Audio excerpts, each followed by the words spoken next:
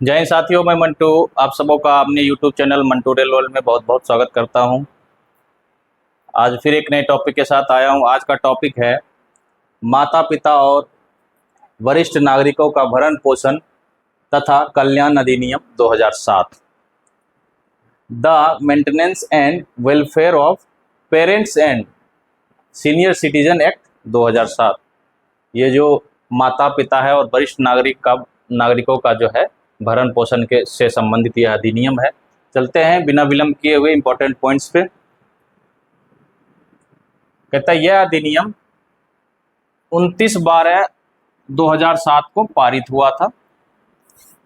और अगला पॉइंट कहता है इस अधिनियम में कुल 32 धारा और 7 अध्याय, 32 धारा और 7 अध्याय है। तय है अगला पॉइंट, इस अधिनियम को दिनांक 31/12/2007 को लागू किया गया था। 31/12/2007 को 29/12/2007 को यह अधिनियम बना और 31/12/2007 को यह अधिनियम लागू किया गया था। धारा 1 कहता है कि नाम, विस्तार और लागू। और धारा 2 देखते हैं। धारा 2 में परिभाषा है, एम है बालक। यहाँ अब तक हम लोग पढ़ते थे बालक में जो है ना, बालक किसको होता है जो 18 वर्ष से कम उम्र का होता है। लेकिन इस अधिनियम में बालक का अर्थ है जो कोई भी होगा, पुत्री, पुत्र, पुत्री, पोता, पोती, जो 18 वर्ष से ऊपर का है, ना कि कम।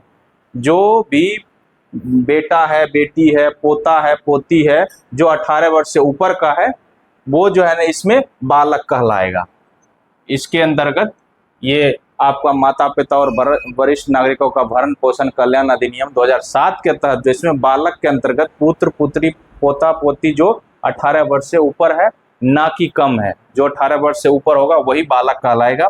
अब ए में है, ये 2 के ए में, 2 के बी में कहता है भरण पोषण के बारे में। भरण पोषण क्या होगा? वस्त्र, निवास, आहार, चिकित्सा, कपड़ा, घर, खाना, चिकित्सा, उपचार, ये सब जो है आपको भरण पोषण के अंतर्गत आता है।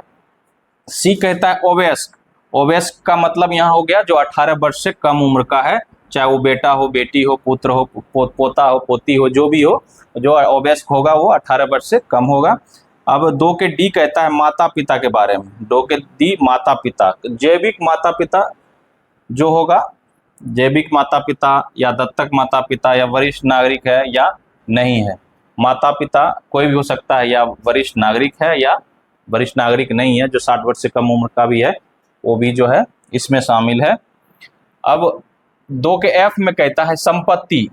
2 के एफ में संपत्ति को परिभाषित किया गया है। किसके संपत्ति? माता पिता की संपत्ति या वरिष्ठ नागरिकों की संपत्ति के बारे में बताया गया है 2 के एफ में। 2 के एच में कहता है वरिष्ठ नागरिक। वरिष्ठ नागरिक कौन होगा? जो भारत का नागरिक और है, जो भारत का नागरिक है और जो 60 वर्ष या अधिक उम्र प्राप्त कर ली हो। भारत का पहले तो नागरिक होगा, और जो जिसने जो है 60 वर्ष या उससे अधिक उम्र प्राप्त कर ली, उसे हम लोग क्या कहेंगे? वरिष्ठ नागरिक कहेंगे। 2 के केम कहता है कल्याण। कल्याण में क्या क्या आता है? कहता है वरिष्ठ नागरिकों के लिए जो है आहार, स्वास्थ्य, आमोद प्रमोद या अन्य सुविधा की व्यवस्था करना। कल्याण के तहत क्या क्या चीज करेगा? खाना, स्वास्थ्य, आमोद प्रमोद या अन्य सुविधाओं की व्यवस्था करेगा। हम चलते हैं अब इम्पोर्टेंट जो भी धारा है उसको देखते हैं। अब धारा 4 देखते हैं। धारा 4 कहता है माता पिता और वरिष्ठ नागरिकों का भरण पोषण। भरण पोषण में क्या आता है? खाना, रहना, कपड़ा, चिकित्सा सुविधा, ये सब आता है। ये धारा 4 कहता है माता पिता और वरिष्ठ नागरिकों का भरण पोषण के बारे में। धारा 5 कहता है भरण पोषण के लिए आवेदन। अगर भरण पोषण आपको नहीं दिया जाता है आपके बच्चे के द्वारा, तो आप आवेदन कहाँ कर सकते हैं? डिस्ट्रिक्ट ट्रिब्यूनल, मतलब जिला न्यायाधिकरण जो होता है, आप वहाँ अपना आवेदन कर सकते हैं। कोई भी वरिष्ठ नागरिक या कोई माता पिता जो है, अगर जिसको भरण पोषण जो 4 सुविधाएं है नहीं मिल पा रहा है, खाना, रहना, कपड़ा या चिकित्सा सुविधा नहीं मिल पा रहा है, तो अगर वो अपने बालक से, अपने बच्चे से अगर भरण पोषण की मांग करता है तो वो जिला न्यायाधिकरण में अपना आवेदन कर सकता है। धारा 9 कहता है भरण पोषण का आदेश, भरण पोषण का जो है आदेश जो है कितना किया जा सकता है? भरण पोषण का राशि जो है अधिकतम 10,000 तक प्रति माह या सुविधा अनुसार जो न्यायालय तय करे, लेकिन अधिकतम राशि 10,000 तक दिया हुआ है प्रति माह, ठीक ना, या सुविधा अनुसार जो न्यायालय को उचित लगे। धारा 13 कहता है भरण पोषण की रकम का जमा किया जाना। तो भरण पोषण की राशि जितना न्यायालय द्वारा तय किया जाता है उस रकम को 30 दिनों के अंदर जमा करना होता है, ठीक है। उसके बालक को अगर नहीं करता है तो 1 माह तक का जेल हो सकता है, या तब तक होगा जब तक आप जमा राशि नहीं कर देते हैं। धारा 17 कहता है विधिक अभ्यावेदन का अधिकार, मतलब आवेदन जो है ना विधिक रूप से अभ्यावेदन कौन कर सकता है? कहता है कोई पीड़ित व्यक्ति स्वयं कर सकता है, नातेदार कर सकता है, कोई संस्था भी कर सकता है। यह आवेदन जो है भरण पोषण के लिए विधिक अभ्यावेदन का अधिकार किसको किसको है? तो वो व्यक्ति स्वयं करेगा, नातेदार कर सकता है, कोई संस्था भी कर सकता है। धारा 19 कहता है वृद्धा आश्रम की स्थापना, वृद्धा आश्रम की स्थापना, वृद्धा आश्रम की स्थापना कहता है प्रत्येक जिले में एक वृद्धा आश्रम होगा जिसमें जो है ना वरिष्ठ नागरिकों की संख्या जो है ना 150 तक हो सकता है, जिसमें रहने की व्यवस्था जो है ना 150 तक का किया जाएगा। प्रत्येक जिलों में राज्य सरकार जो है वृद्धा आश्रम की व्यवस्था करता है, जिसको कि अधिकतम 150 वृद्ध व्यक्ति को रखा जाता है। धारा 20 कहता है वरिष्ठ नागरिकों के लिए चिकित्सा सहायता। धारा 24 कहता है वरिष्ठ नागरिकों को आरक्षित छोड़ना और उनका परित्याग, आरक्षित छोड़ना और उनका परित्याग।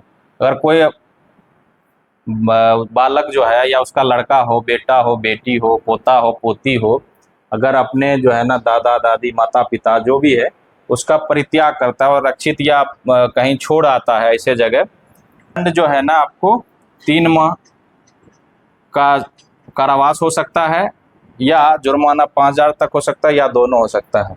यह धारा 24 इम्पोर्टेंट ज़्यादा है, यह ध्यान रखें। वरिष्ठ नागरिक को आरक्षित छोड़ना या उनका परित्याग, कोई भी अपना गार्जियन को जो है ना कहीं छोड़ देता है अज्ञात में या भीड़ भाड़ में, या छोड़ के चला आता है कि भाग जाए निकल जाए घर से, अगर उस दशा में अगर पकड़ा जाता है, दोषी कराया जाता है तो उसको 3 माह का कारावास हो सकता है, जुर्माना जो 5,000 तक हो सकता है या दोनों हो सकता है।